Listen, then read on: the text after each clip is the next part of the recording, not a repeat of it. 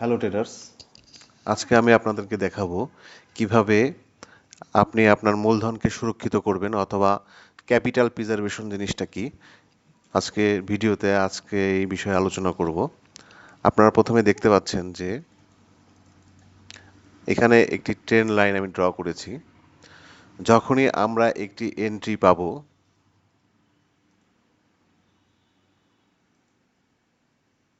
হ্যাঁ, যখনই আমরা এন্ট্রি পাবো, আপনি জানেন যে আমাদের ফরেক্সে সাধারণত অনেক সময় দেখা যায় যে আমাদের পরপর 10টা 12টা 15টা ট্রেডও লস হয়ে যায়। কিন্তু আমাদের কিন্তু একাধারে অনেকগুলো ট্রেড পরপর লস হতে পারে। অস্বাভাবিক কিছু না, ফরেক্স মার্কেটে অনেক কিছু হতে পারে। তো সেক্ষেত্রে আমরা কি করব, যে তিনটি ট্রেড একই সাথে তিনটি ট্রেড নিব। কিভাবে দেখুন।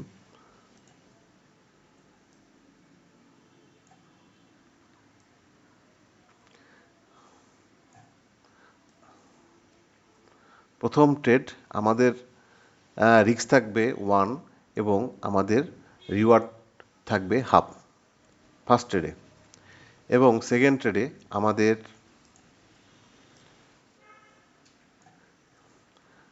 রিস্ক থাকবে 1 এবং রিওয়ার্ড থাকবে 1,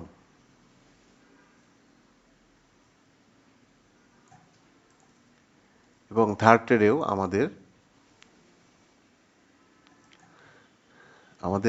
রিস্ক থাকবে 1 এবং রিওয়ার্ড থাকবে। এই ক্ষেত্রে আমরা 3 নাম্বার ট্রেডটি আপনি আপনার ডিরেকশনের জন্য ছেড়ে দিতে পারেন, যে এটা সর্বোচ্চ কত পর্যন্ত যেতে পারে এই জন্য ছেড়ে দিতে পারবেন, অথবা নেক্সট রেজিস্ট্যান্স লেভেল পর্যন্ত আপনি ছেড়ে দিতে পারেন। কিন্তু আপনি এই ক্ষেত্রে 1:2 অথবা 1:3ও করতে পারবেন। যেমন ধরুন, আমি এই ক্ষেত্রে যদি তৃতীয় নাম্বার ট্রেডটি যদি আমি 4.5 রিওয়ার্ড নিই, তাহলে আমাদের হোল সিস্টেমটি 1:2-তে গিয়ে দাঁড়াবে।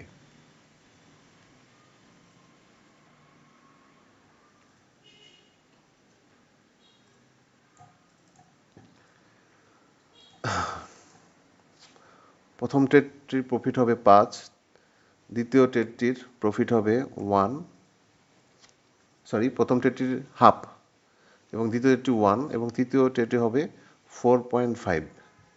তো আমাদের দেখা যাচ্ছে যে আমাদের ট্রেডে ছিল, আমরা রিস্ক নিয়েছি থ্রি পোর্শন নিচ্ছি আমরা। এটা আমাদের দেখা যাচ্ছে যে 1%ও নিতে পারি।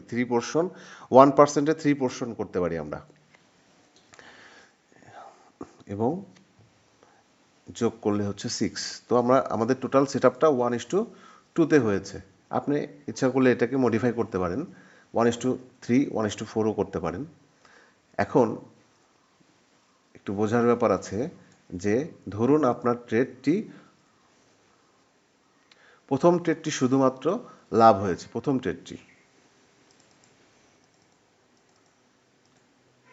ট্রেডটি মনে করেন হাফ, যে আমাদের প্রথম যে ট্রেডটি ছিল সেক্ষেত্রে আপনাদের প্রথম ট্রেডটি লাভ হয়েছে। যদি পরবর্তীতে দুটি ট্রেডও লস হয় আমাদের 0.5, 0.1, -1, তাহলে সেক্ষেত্রেও কিন্তু আমাদের টোটাল সেট আপের অর্ধেক লস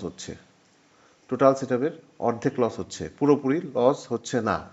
যদি সেক্ষেত্রে দেখা যাচ্ছে যে আপনার পরপর 10টি ট্রেড পরপর লস হয়ে যায়, সেক্ষেত্রে দেখা যাচ্ছে মাত্র প্রাইস যদি পুরো এক অংশের অর্ধেকও পৌঁছায়, তাহলে আমাদের দেখা যাচ্ছে যে আমাদের 10টি ট্রেডের মধ্যে 5টি ট্রেডের মূলধন কিন্তু আমাদের বেঁচে যাবে। অর্থাৎ আমাদের 5টি ট্রেড কম লস হবে, মূলধন থেকে সেই অংশ লস হবে না, তাই না? এখন অনেক সময় আমাদের দেখা যাচ্ছে যে আমরা 1:2, 1:3 এমনভাবে ট্রেড করে থাকি। তাহলে দেখা গেল প্রাইস আমাদের 1:2 কিংবা 1:3-তে পৌঁছালো না, কিন্তু অনেক সময় প্রাইস কিন্তু খুব সামান্য মুভমেন্ট দেয় আমাদের ট্রেন্ডের পক্ষে, তারপরে কিন্তু বিপরীত দিকে যেতে শুরু করে। সেক্ষেত্রে কিন্তু আমাদের লস কম হবে। এখন দেখা যাক, প্রাইস যদি আমাদের 1:1 দিয়ে থাকে,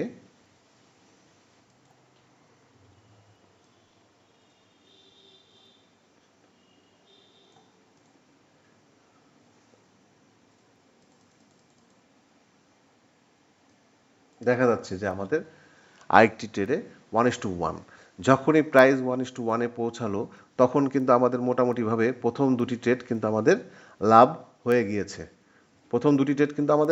গিয়েছে। তো আমাদের এখন আর ট্রেডের লসের কিছু নেই। তো সে লস হবার মতন পরিস্থিতিতে নেই, কন্ডিশনে নেই। তো আমরা এই ক্ষেত্রে আমাদের যে একটি ট্রেড থাকবে আমরা সেটাকে ব্রেক ইভেনে দিয়ে দেবো, যাতে এটা লসের কোনো সম্ভাবনা আর না থাকে। যদি প্রাইস আমাদের ডিরেকশনে যায় তো আমাদের প্রফিট হবে, আর যে না গেলেও তো আমাদের কিছু অন্ততপক্ষে আমরা লাভ করে নিয়েছি, তাই না? এইভাবে আমাদের ক্যাপিটাল প্রিজার্ভেশন করতে হবে। কিন্তু সবসময় মনে রাখবেন যে ক্যাপিটাল প্রিজার্ভেশনের ক্ষেত্রে আপনি অবশ্যই আপনার ট্রেডিংয়ের ক্ষেত্রে অবশ্যই ফান্ডামেন্টাল অ্যানালাইসিস করবেন। ফান্ডামেন্টাল অ্যানালাইসিস হলো আপনার মার্কেটের বর্তমান অবস্থা এবং সেন্টিমেন্ট বোঝার একটা বড় ভূমিকা রাখে। সেক্ষেত্রে আপনার ডিরেকশনটা আপনি খুব দ্রুতই বুঝতে পারবেন মার্কেটের। আর আমার স্ট্র্যাটেজিটা ফলো করলে আপনি খুব ভালো রেজাল্ট করতে পারবেন আশা করি। ধন্যবাদ সবাইকে। আপনারা যদি ভ্যালুয়েবল কিছু পেয়ে থাকেন তাহলে অবশ্যই আমার চ্যানেলটিকে সাবস্ক্রাইব করবেন, লাইক করবেন। ধন্যবাদ।